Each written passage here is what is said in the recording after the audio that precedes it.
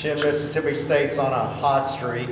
Once again, you're playing a team with a first-year coach. How difficult is it to always have to prepare for a team that's coached by maybe someone you're not real familiar with?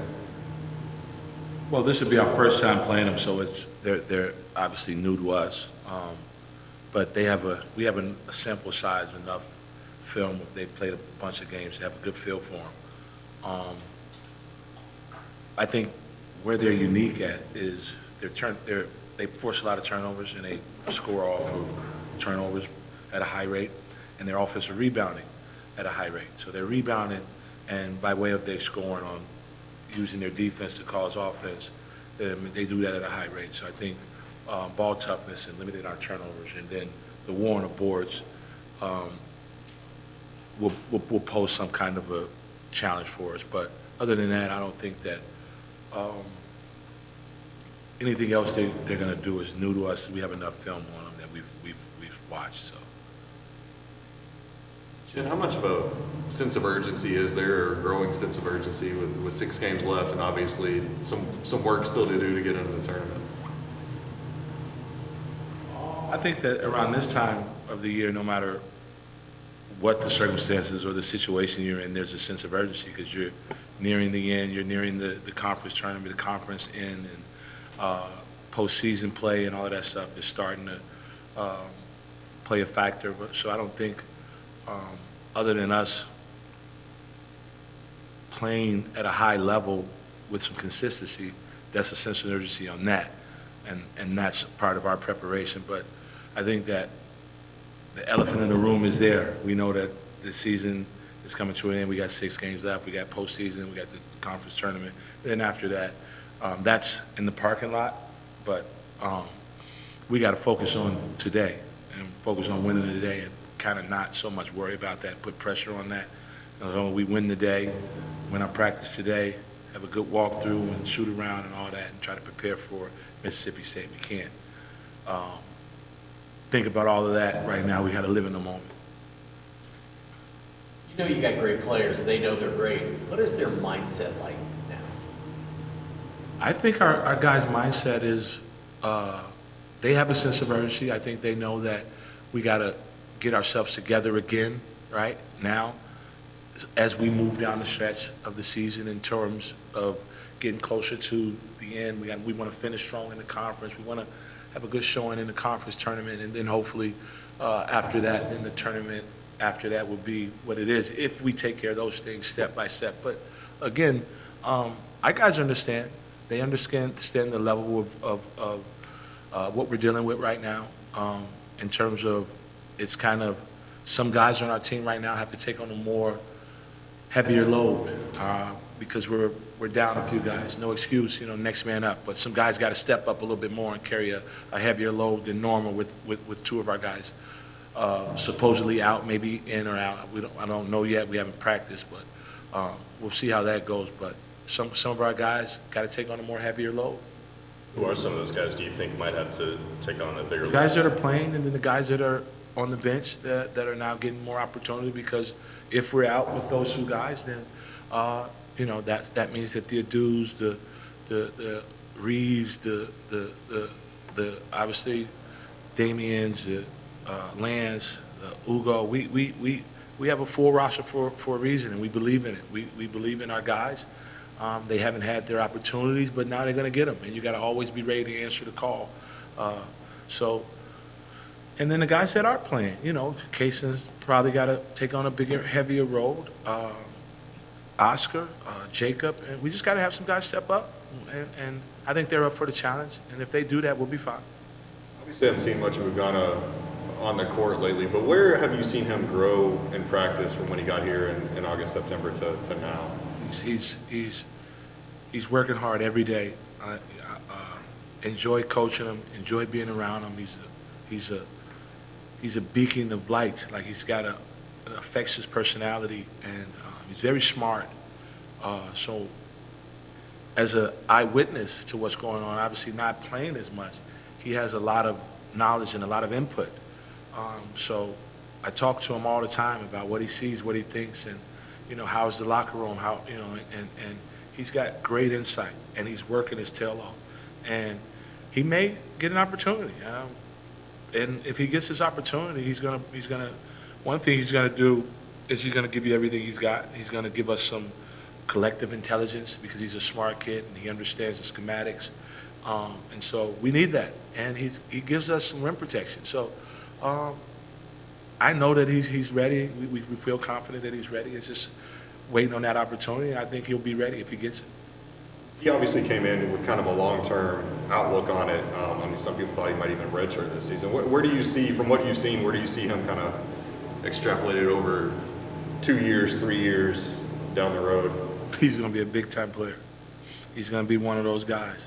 He's going to be one of those ones that they've had here before, 7-footer that can run, block, shot, shoot. He's going to be one of those players. And because his spirit is right, and he's got a great spirit, so success is waiting for him because of the person. He's the right kind of person that success follows those kind of people. Ken, you're always one of the more animated people on the bench. After the Georgia game, it was brought up that maybe there was a lack of passion of some of the players on the bench. Cal said that he would address that, look into it. Was that something of concern, and was that something that was addressed? Well, when you're on the road, you got to create your own energy. And so you want to have your bench really, really, really over excited and over into the game, giving energy, And if our bench was not, I don't know if it was, because I know that when I look towards the bench and look to the guys towards the bench, they gave energy.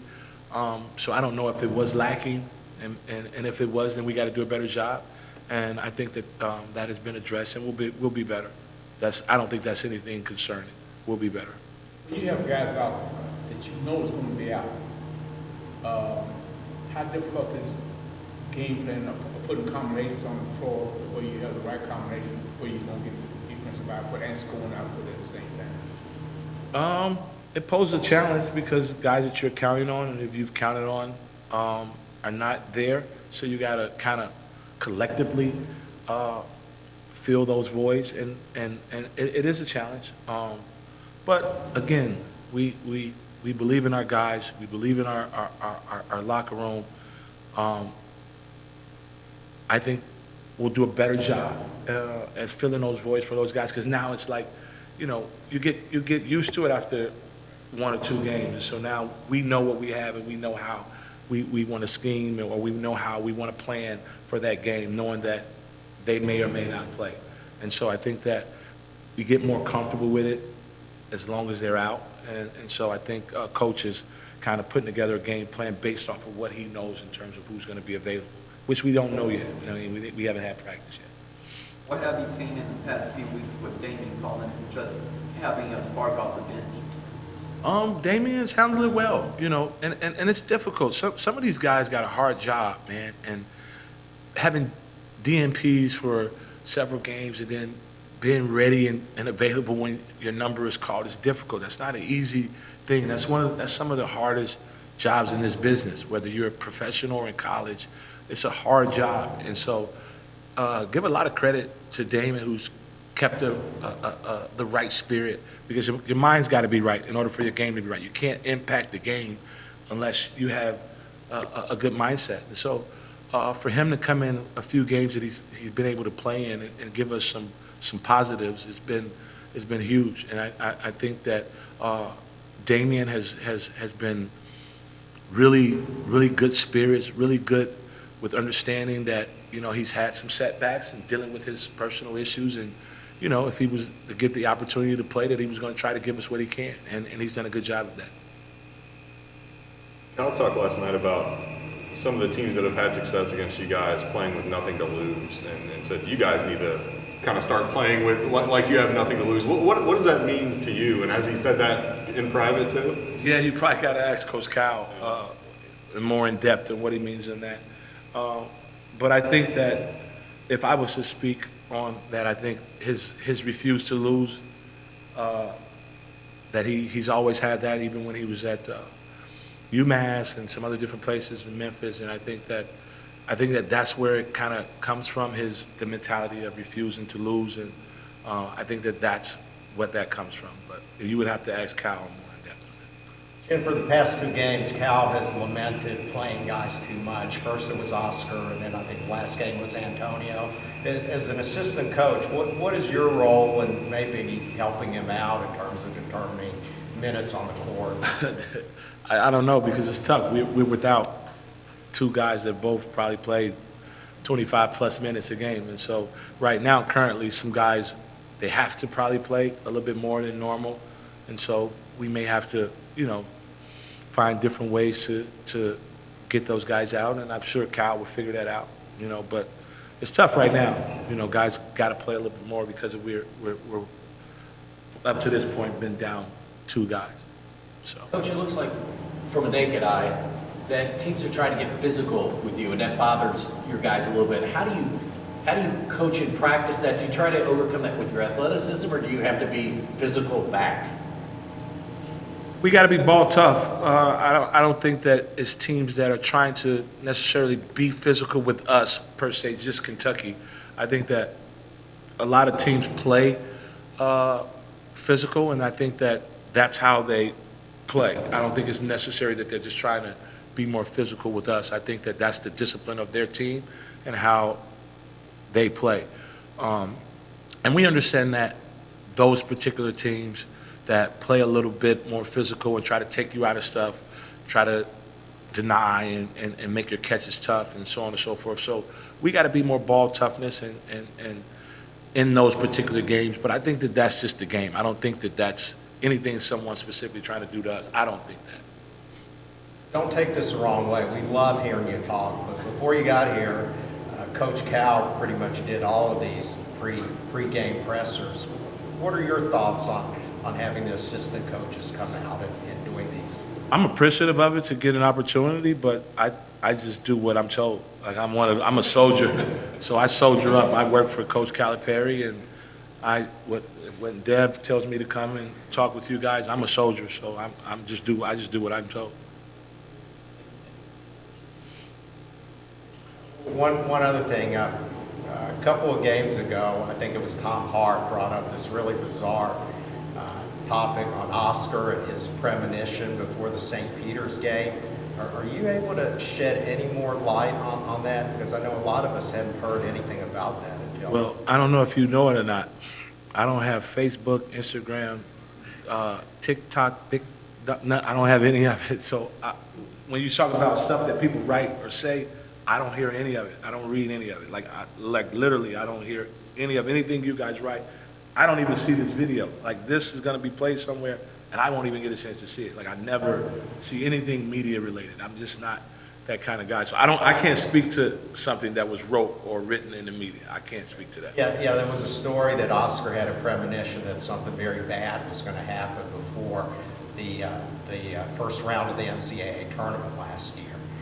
And it was just such a really bizarre story, and it was broadcast all over ESPN. And so I just didn't know if there was anything else that went on. Do you think it affected the team Not at all? not that I know of. And I'm sure if he has another premonition that Deb would know something about it. But I'm the worst at that. My head is down to the grindstone, boss. I don't know anything about any of that stuff. This is where you tell them you should ask Oscar about it. Yeah, you should probably ask Oscar. Yeah. Thanks, Coach. That's it.